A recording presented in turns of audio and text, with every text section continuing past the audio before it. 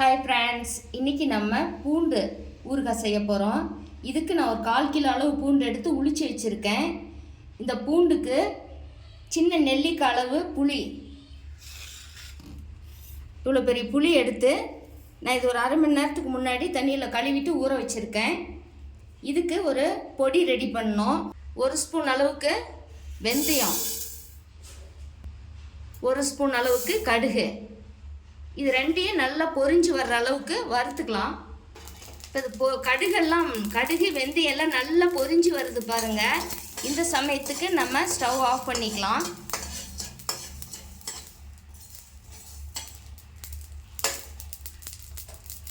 இப்போ இதை ஒரு பாத்திரத்துக்கு மாற்றிக்கலாம்.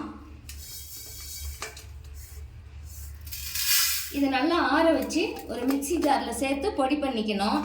நல்லா ஆறட்டும். இப்போ அதே பாத்திரத்துலேயே நான் இதுக்கு நல்லெண்ணெய் சேர்த்துறேன். ஊறுகாய்னாவே நல்லெண்ணெயில் செஞ்சால் நமக்கு சுவை ரொம்ப நல்லா இருக்கும்.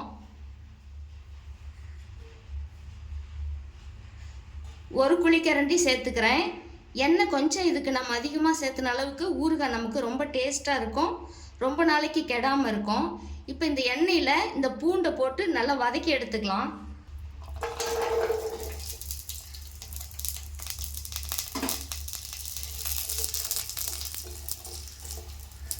பூண்டு வதக்கும் பொழுது நம்ம ஸ்டவ்வை லோ ஃப்ளேமில் வச்சு வதக்கிக்கலாம். அப்போ தான் நமக்கு பூண்டு நல்லா வதங்கி வரும். பூண்டு அதிக நாளைக்கே இந்த ஊறுகாய் கெடாமல் இருக்கும். இப்போ இந்த பூண்டு வதங்கிட்டு இருக்குது. இந்த சமயத்தில் நம்ம வறுத்து வச்ச இந்த கடுகு வெந்தயத்தை ஆறிடுச்சு நல்லா. இப்போ இதை ஒரு மிக்ஸி ஜாருக்கு சேர்த்திக்கலாம். சேர்த்து இதை பொடி பண்ணி எடுத்துக்கலாம். இப்போ பூண்டு நல்லா வதங்கி வந்துருச்சு. இந்த சமயத்தில் ஸ்டவ் ஆஃப் பண்ணிடலாம். இது கொஞ்ச நேரம் நல்லா ஆறட்டும். ஆறனொட்டி ஒரு மிக்ஸி ஜாரில் சேர்த்து இதை அரைச்சி எடுத்துக்கிட்டு இது அப்புறமா தாளிச்சிக்கலாம். இந்த பூண்டு நல்லா ஆறிடுச்சு.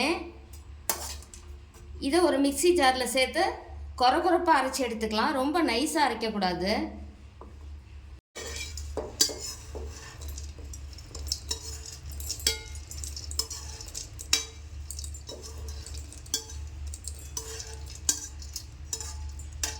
இப்போ இதை பல்ஸ் மோடுன்னு சொல்லுவாங்கள்ல, அந்த மாதிரி கொரகொரப்பாக அரைச்சி எடுத்துக்கலாம். ரொம்ப நைஸாக அரைக்கக்கூடாது, தண்ணியும் சேர்த்தக்கூடாது. நைஸாக அரைச்சோமா ஊறுகாய் நல்லா இருக்காது. பூண்டு இந்த அளவுக்கு பல்ஸ் மோடில் விட்டு எடுத்தாச்சு.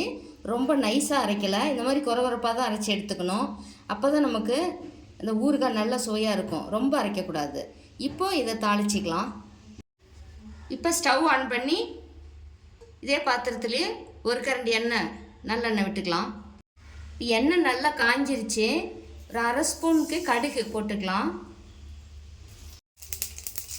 இப்போ கடுகு நல்லா பொரிஞ்சிட்டு இருக்கு. இந்த சமயத்தில் ஒரு கொத்து கருவேப்பிலை இதோட சேர்த்துக்கலாம். கடுகு நல்லா பொரிஞ்சிருச்சு.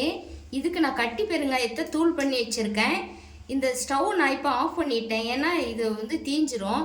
இந்த சமயத்தில் கடுகு இந்த கருவேப்பிலை பொரிஞ்சதும் இந்த கட்டி பெருங்காயம் பொடி பண்ணினதை இதோட சேர்த்துக்கலாம். இந்த பெருங்காயம் பொரிஞ்சு வருது. இந்த சமயத்தில் நம்ம இது காரத்துக்கு ஏற்ற அளவுக்கு போட்டுக்கலாம். வரமிளகாத்தூள் இது ஒரு 1/2 ஸ்பூனுக்கு கொஞ்சம் அதிகமாக நான் போடுறேன். நீங்கள் காரம் உங்களுக்கு எவ்வளோ தேவையோ அந்த அளவுக்கு சேர்த்துக்கலாம். இப்போ ஸ்டவ் ஆன் பண்ணிக்கலாம். இதை கலந்து விட்டுட்டு நம்ம அரைச்சி வச்சிருக்கிற பூண்டை இதோட சேர்த்துக்கலாம்.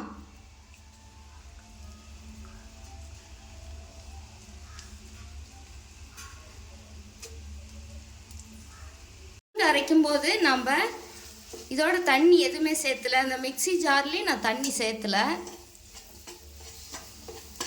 அப்படியே இதை கொஞ்சம் ஒரு 10 செகண்டு வதக்கி விடலாம். ரொம்ப நேரம் வேண்டாம்.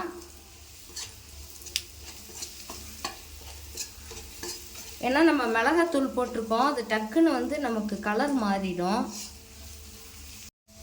இப்போ இதுக்கு ஒரு 1/2 ஸ்பூன் கிட்ட கல்லுப்பு சேர்த்துறேன். சேர்த்திட்டு இதை கலந்து விட்டுட்டு நம்ம எடுத்து வச்சுருக்கிற புளி கரைசலை இதோட சேர்த்துக்கலாம். தண்ணியை கரைச்சி வச்சுருக்கேன், இதோட வடிகட்டி எடுத்துக்கலாம்.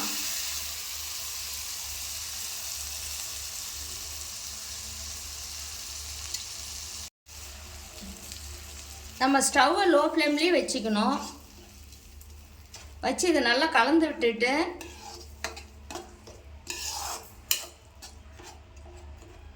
இது நல்லா எண்ணெய் பிரிஞ்சு வரும். நம்ம அப்பப்போ கிளறி விட்டுட்டே இருக்கணும். இப்போ நம்ம வெந்தயம் கடுகு பொடி பண்ணி வச்சுருக்கோம். இதில் நான் 1 ஸ்பூன் அளவுக்கு போடுறேன்.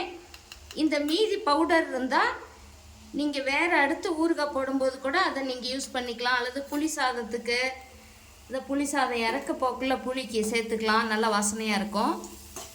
இது நல்லா கலந்து விட்டுட்டு இது நல்லா எண்ணெய் பிரிஞ்சு வரட்டும். இப்போ இந்த அளவுக்கு பாருங்கள், நல்லா எண்ணெய் பிரிஞ்சு வருது சுற்றிலும். இந்த சமயத்தில் நம்ம பூண்டு ஏற்கனவே நம்ம வதக்கியிருக்கிறோம் அரைக்கிறதுக்கு முன்னாடியும். இப்பயும் நம்ம இதில் இந்த புளி தண்ணி ஊற்றி இதில் வதங்கியிருக்கு. இந்த புளியோட பச்சை வாசனை போய் நமக்கு எண்ணெய் பிரிஞ்சு வருது. இந்த சமயத்தில் நம்ம ஸ்டவ் ஆஃப் பண்ணிடலாம். இப்போ நான் ஸ்டவ் ஆஃப் பண்ணிட்டேன். இது நல்லா ஆறட்டும்.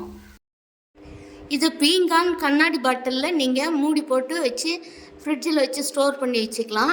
நீங்கள் ஒவ்வொரு டைம் ஊறுகாய் எடுக்கும்போது யூஸ் பண்ணும்போது நீங்கள் அதில் எடுக்கிற ஸ்பூன் ஈரம் இல்லாமல் பார்த்துக்கணும். ஊறுகாயில் ஈரம் படாமல் நீங்கள் வச்சுருந்தீங்கன்னா உங்களுக்கு ரொம்ப நாளைக்கே ஊறுகாய் கெடாமல் நல்லாயிருக்கும். இதே போலவே நீங்களும் செஞ்சு பார்த்துட்டு உங்களுடைய கருத்துக்களை கமெண்ட் பாக்ஸில் சொல்லுங்கள். இந்த வீடியோ பிடிச்சிருந்தால் லைக் பண்ணி ஷேர் பண்ணுங்கள். மறக்காமல் சப்ஸ்கிரைப் பண்ணுங்கள். நன்றி.